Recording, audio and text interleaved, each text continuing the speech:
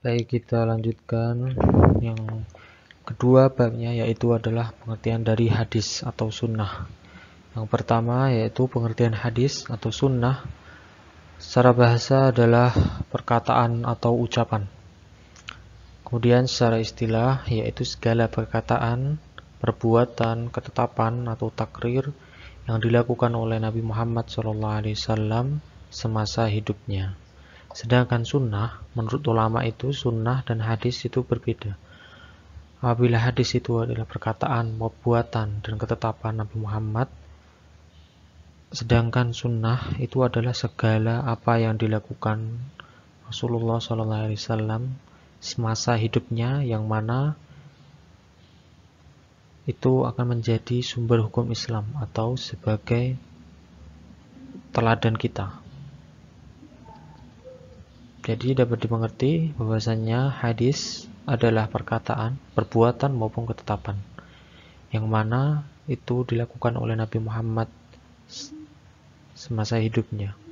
Sedangkan sunnah itu terkhusus tentang apa yang dilakukan oleh Nabi Muhammad atau gerak-geriknya atau tindak tanduknya yang Rasulullah SAW lakukan semasa hidupnya, yang mana patut kita contoh untuk kehidupan sehari-hari. Kemudian hadis atau sunnah ini memiliki bagian-bagian, terdiri dari 3. Yang pertama yaitu sanad. Sanad adalah mata rantai atau jalur periwayatan hadis, dimulai dari Nabi Muhammad SAW sampai kepada Imam Bukhari atau Muslim misalnya.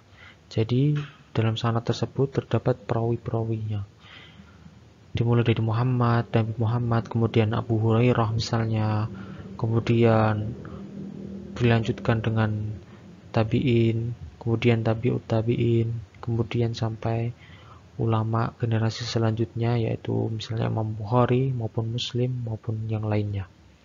Itu sanad, yaitu mata rantai dimulai dari Nabi Muhammad sampai kepada perawi yang terakhir, misalnya Imam Bukhari maupun Imam Muslim. Kemudian yang kedua yaitu matan. Matan yaitu isi, materi atau redaksi yang ada dalam hadis tersebut. Jadi misalnya dalam suatu hadis terdapat matannya, yaitu seorang muslim yaitu lebih baik diam, atau seorang muslim apabila mengimani hari akhir maka lebih baik dia lebih baik diam atau berkata baik, ya, seperti itu. Matannya berarti yaitu seorang muslim yang beriman kepada kepada hari akhir, maka langkah baiknya dia berkata baik atau diam. Itu matannya atau isi materi atau redaksinya. Kemudian yang ketiga bagiannya yaitu adalah rawi atau perawi, yaitu orang yang meriwayatkan. Misalnya dalam suatu hadis perawinya di situ ada sahabat Nabi yaitu Abu Hurairah, misalnya Aisyah atau Abdullah bin Abbas dan lain sebagainya. Dan yang terakhir, bagian terakhir misalnya ada hadis diriwayatkan oleh Bukhari atau Muslim. Di situ berarti orang yang meriwayatkan hadis yaitu disebut perawi. Ya, kemudian bagian kedua dari hadis yaitu adalah kedudukan hadis dan sunnah sebagai hukum Islam. Hadis sendiri atau sunnah itu memiliki kedudukan kedua setelah Al-Quran, di mana hadis ini sebagai pelengkap, penjelas maupun penguat bagi Al-Quran, di mana dalam Al-Quran tidak dijelaskan secara rinci suatu hukum, maka hadis atau sunnah ini menjadi sandaran berikutnya, seperti yang Allah firmankan dalam surat Al-Hasyr ayat ke-7. Bismillahirrahmanirrahim. Wa ma atakumur rasulu fakhudhuhu wa ma nahakum anhu fantahu wattaqullaha innallaha syadidul iqab. Yang mana artinya, apa yang diberikan Rasul kepadamu maka terimalah, dan apa yang dilarangnya maka tinggalkanlah, dan bertakwalah kalian kepada Allah. Sesungguhnya Allah amat keras hukumannya. Dan juga firman Allah dalam surat An-Nisa ayat ke-80, yaitu may yuti'ir rasul faqad ata'a Allah wa man tawalla fama arsalnaka 'alaihim hafizha. Yaitu barang siapa yang mentaati Rasul, maka dia telah mentaati Allah, dan barang siapa yang berpaling darinya, maka kami tidak mengutusmu untuk menjadi pemelihara bagi mereka.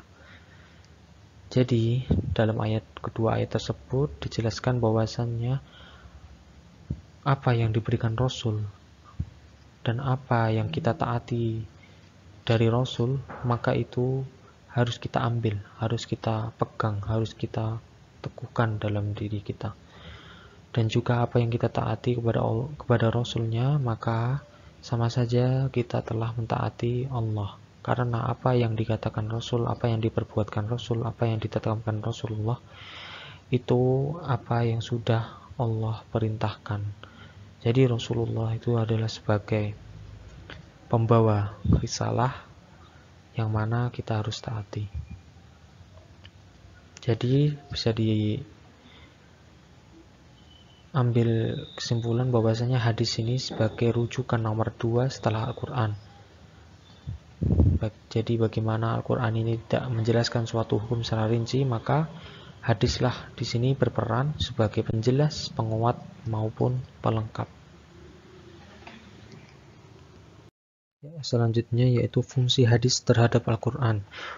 Fungsi hadis ini memiliki beberapa fungsi. Di sini disebutkan bahwasanya ada 4 fungsi, yang mana hadis ini memiliki peran terhadap Al-Quran. Yang pertama yaitu sebagai penjelas ayat-ayat Al-Quran yang masih bersifat umum.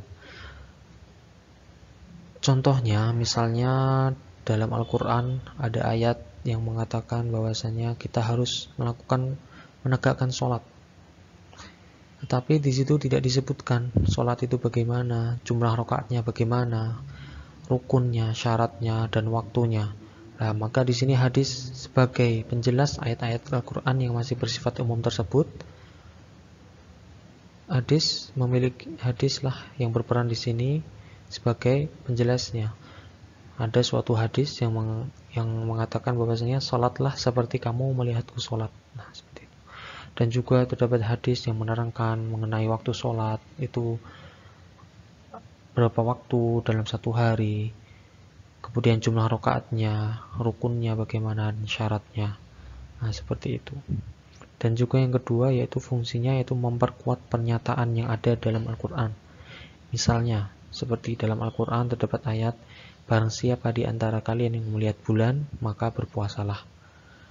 Nah, kemudian ayat tersebut dikuatkan oleh pernyataan suatu hadis, yaitu yang berbunyi, berpuasalah karena kalian melihat bulan, dan berbukalah karena melihatnya. Nah, di situ dijelaskan bagaimana kita harus memulai puasa, kemudian bagaimana kita memulai memasuki bulan baru, bagaimana dijelaskan di situ dalam suatu hadis. Jadi memperkuat ayat yang ada dalam Al-Quran.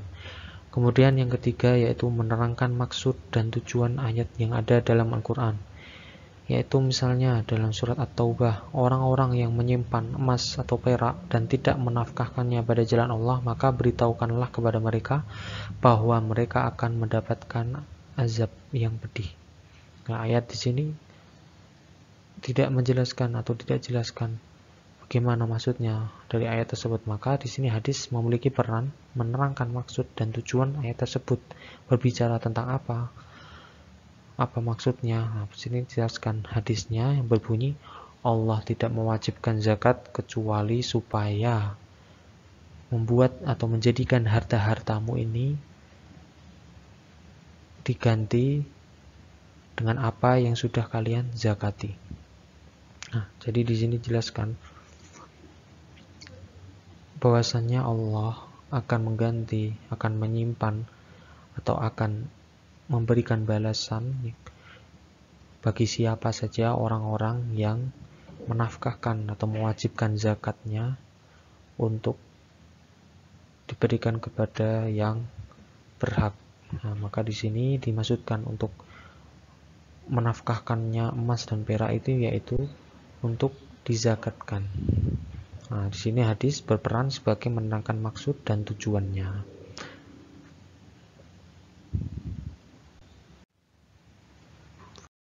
Kemudian yang kedua, yaitu yang keempat, yaitu fungsi hadis terhadap Al-Quran, yaitu menetapkan hukum baru yang tidak ada dalam Al-Quran. Maksudnya itu apabila dalam Al-Quran ini tidak ada hukum suatu persoalan, maka diambil dari hadis. Yang mana hadis ini tentunya harus sesuai dengan hukum-hukum yang ada dalam Al-Quran. Misalnya dalam Al-Quran tidak disebutkan bahwasanya bagaimana hukum laki-laki yang menikahi saudara perempuan istrinya, misalnya. Nah, hal tersebut tidak dijelaskan dalam Quran, maka di sini hadis memiliki peran menjelaskan apa yang perlu diketahui oleh manusia, oleh umat. Nah, di sini ada hadis yang berbunyi bahwasanya dilarang seseorang mengumpulkan atau menikahi secara bersama seseorang perempuan dengan saudara dari ayahnya maupun seseorang perempuan dengan saudara perempuan dari ibunya. Nah, di sini hadis memiliki peran bahwasanya menetapkan hukum baru yang mana di dalam Al-Quran tidak disebutkan atau tidak dijelaskan.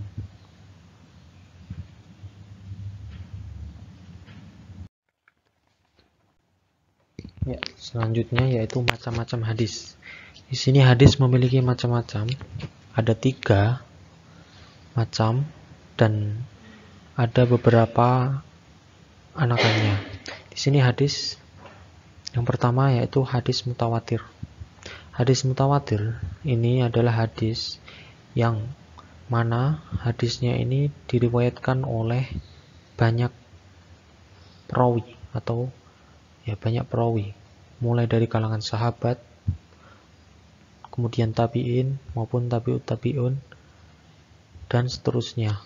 Hadis ini memiliki perawi yang biasanya lebih dari 100 perawi dalam setiap sanadnya, setiap jalurnya. Seperti contohnya hadis Rasulullah SAW dari Abu Hurairah yang berbunyi yaitu man kadzdzaba alayya muta'ammidan falyatabawwa maq'adahu minan nar. Ya, hadis ini adalah hadis yang ditetapkan sebagai hadis mutawatir. Kenapa? Karena dalam hadis ini diriwayatkan menurut ulama diriwayatkan oleh lebih dari 100 perawi. Maka dari itu hadis ini dapat disebut sebagai hadis mutawatir. Hadis yang kuat, hadis yang tidak diragukan lagi kesahihannya karena telah diriwayatkan lebih dari 100 orang. Jadi bisa dipahami hadis mutawatir ini adalah hadis yang memiliki perawi banyak atau minimalnya yaitu lebih dari 3. Kemudian yang kedua adalah hadis masyhur. Hadis masyhur ini hadis yang diriwayatkan oleh 2 orang atau lebih dari kalangan sahabat, kemudian tabi'in, kemudian tabi'ut tabi'in dan seterusnya. Dan pada setiap tingkatan sanadnya, mulai dari sahabat, tabi'in, tabi'ut tabi'in dan ulama seterusnya ini, mereka ini tidak bersepakat untuk melakukan dusta. Jadi hadis masyhur ini adalah hadis yang sudah dipercaya atau sudah tidak diragukan lagi kesahihannya maupun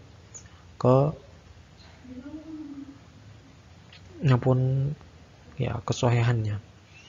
Hadis atau juga bisa disebut hadis masyhur selain diriwayatkan oleh 2 orang atau lebih.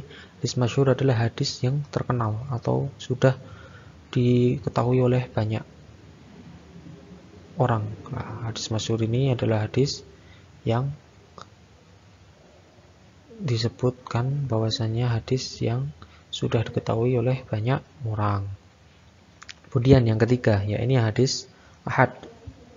Hadis ahad ini adalah hadis yang diriwayatkan oleh 1 orang atau lebih. 1 orang atau 2 orang. Batasnya itu 2 orang.